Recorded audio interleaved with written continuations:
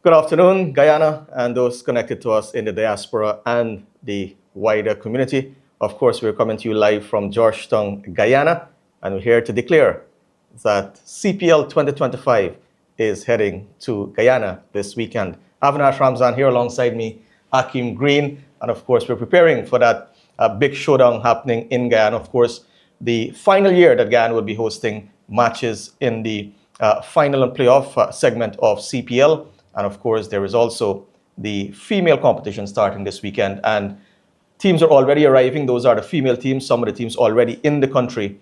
And of course, we'll have the male teams coming in during the course of the week as we look ahead to Saturday. And a big one, Akeem, on Saturday, two matches, of course, starting with the females at 2 o'clock. And then in the evening, 7 o'clock match, Guyana Amazon Warriors versus Trinbago Knight Riders. And we know how big a clash that is. But let's talk a bit about the female segment, Akeem, coming to Guyana for the very first time. And of course, there's an activity tomorrow to kick off the female segment of CPL here in Guyana. Yeah, holistically, I think results will be key. Yeah. In many ways, results is going to be a vital thing for the rest of this week and this weekend, and probably next week as well, in terms of the Guyana Amazon Warriors. And I speak on results from the Warriors that they're going to be in action tomorrow. But before we really tap into more into the male Amazon Warriors, yes, with their title sponsor, ExxonMobil Guyana, the Guyana Amazon Warriors women do have an activity with about 100 girls in Queenstown. It's really as part of them giving back and also growing the game. You know, actually, in reality, His Excellency President Ali would have been a key factor in getting this women's aspect to Guyana. And now it's here in its entirety. And I think as part of the whole package with the sponsorship, they're looking to roll out an activity with young girls. And I think over the years, you've seen a lot more young girls in cricket from a different activity that I take part in.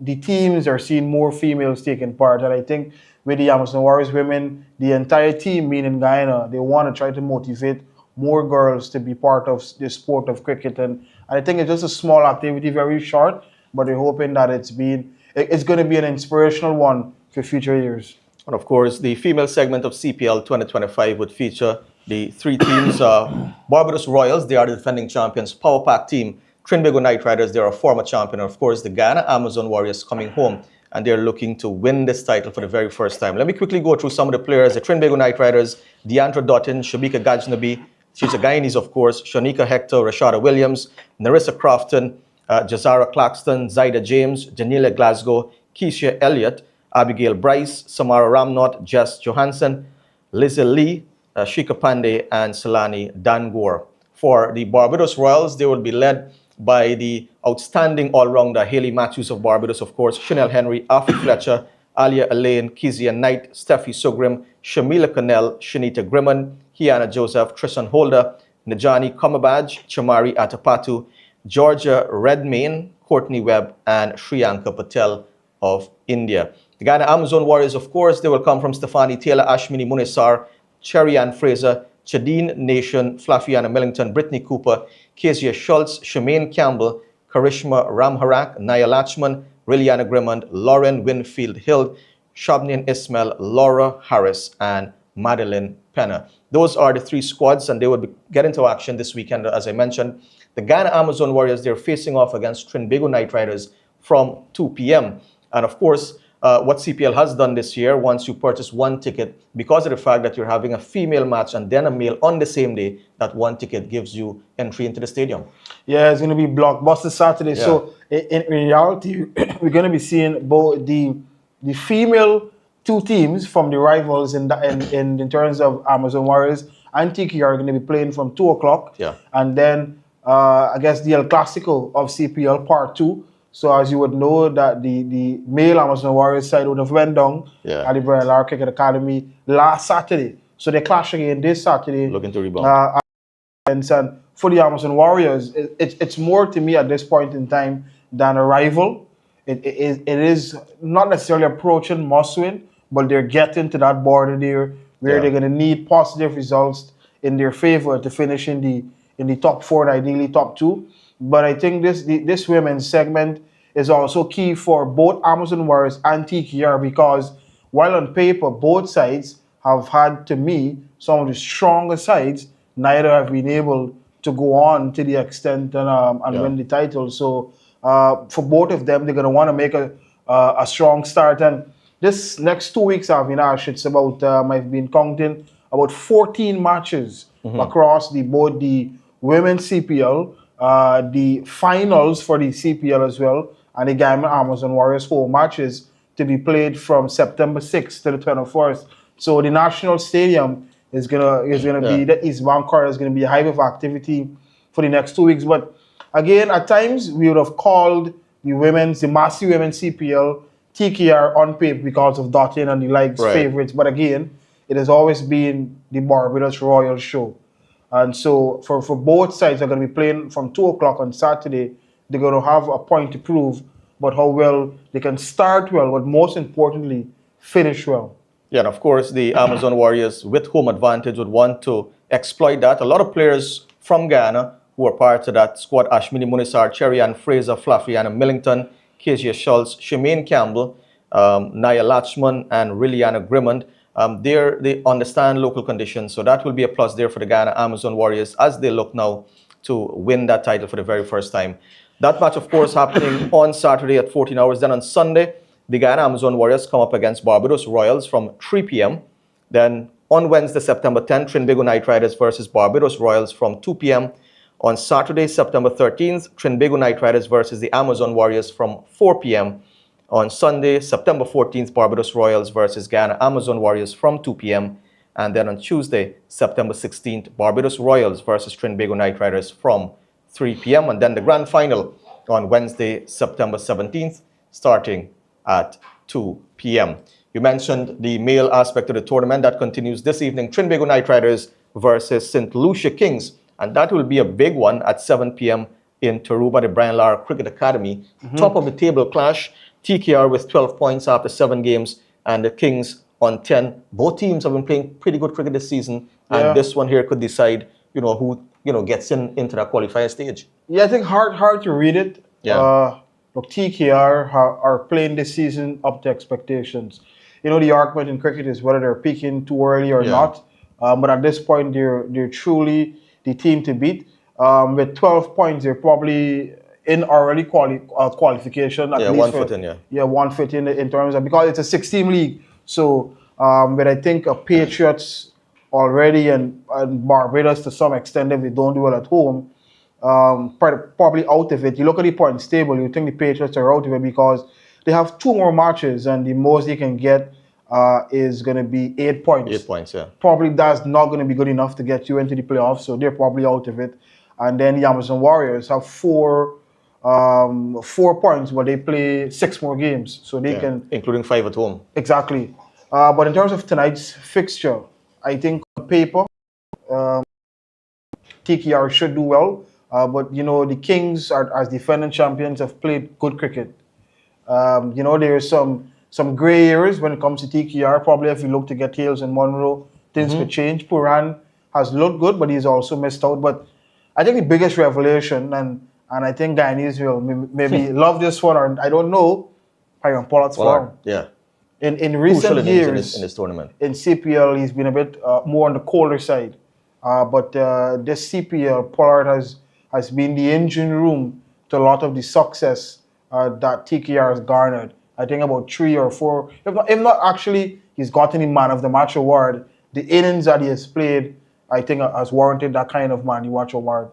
Yeah, definitely, Kieran Pollard. Coming to the fore for the Trinbago Night Riders in CPL. You mentioned about the peaking too early. One of the concerns some persons have been mentioning about this TKR side, a lot of aging legs. And with matches coming back to back, that could be a factor going forward for them. Well, the thing about it, given that CPL has returned to its original format, I say its original format where each of the franchise are hosting home matches, it is until you're in your home leg that you really have to run deep in your legs. Yeah.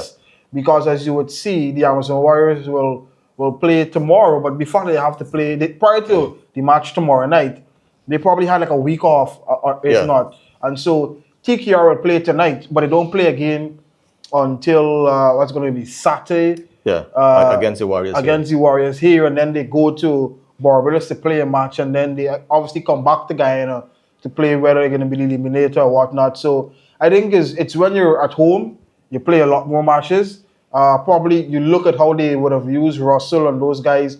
They didn't use them at the start of the tournament. They used them for the home leg. So one would assume, given that the position they are in now, some of those key players probably will rest until the major knockout matches. So probably it's a good thing from an Amazon Warriors perspective. But I don't know. There is so much bragging rights between the two teams, and from a psychological standpoint, you're probably going to want to beat the Amazon Warriors on Saturday, and also enhance your credentials of finishing top two, and send a stern message to the other teams that you guys are really about business and potentially winning the fifth title.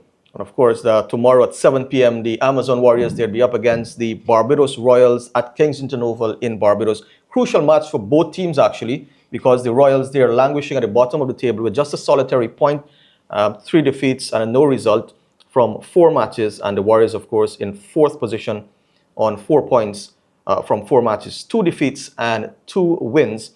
Ideally, the Warriors would want to win tomorrow in Bridgetown, come home here on a high. Because if they lose tomorrow, coming home with 2 victories, just 2 victories from 5 matches, lots of pressure for these home matches. And you talk about, I agree with you in every sense, but you talk about the pressure on the Amazon Warriors to want to win the Royals as well.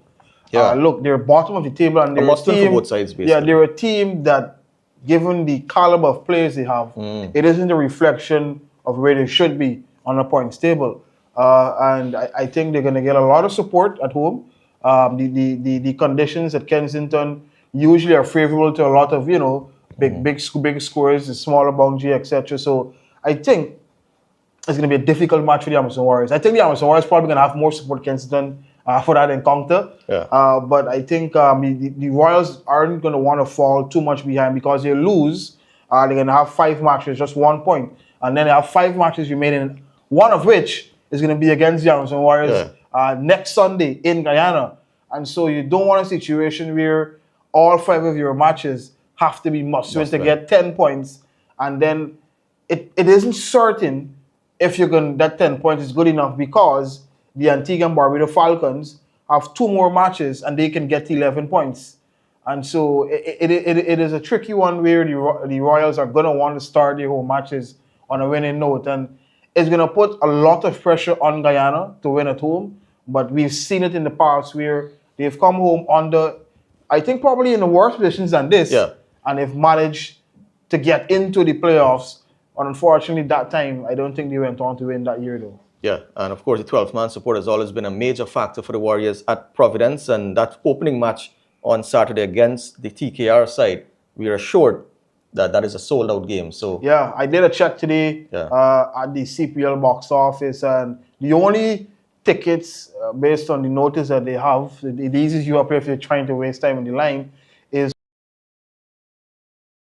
game against, is it St. Lucia Kings, that's going to be next Saturday. Yeah, 11 o'clock. The 11 o'clock match. They have tickets for the grass mount for that encounter, none for the stands. However, there are some tickets still available for some of the qualifiers, whether it be on the 16th and the 17th. There are no tickets for the final, and there's some limited amount available for the qualifiers, whether it be mostly into the red stand, orange stand, and those types of stand, but not the green stand. So if persons are still interested in getting tickets, you can go down to the box office in Carmen Street. And also, most importantly, the parking passes are on sale as well. So some amount of tickets remain, but not for Amazon Warriors matches, with the exception of the match on Saturday. Yeah, of course. And as just a reminder, as we wrap up this live, the Amazon Warriors and TKR, they go head-to-head on Saturday, kickstarting CPL 2025 in Guyana. We know lots have been going on in the country, even prior to Monday, and what's been happening since the casting of ballots here in Guyana.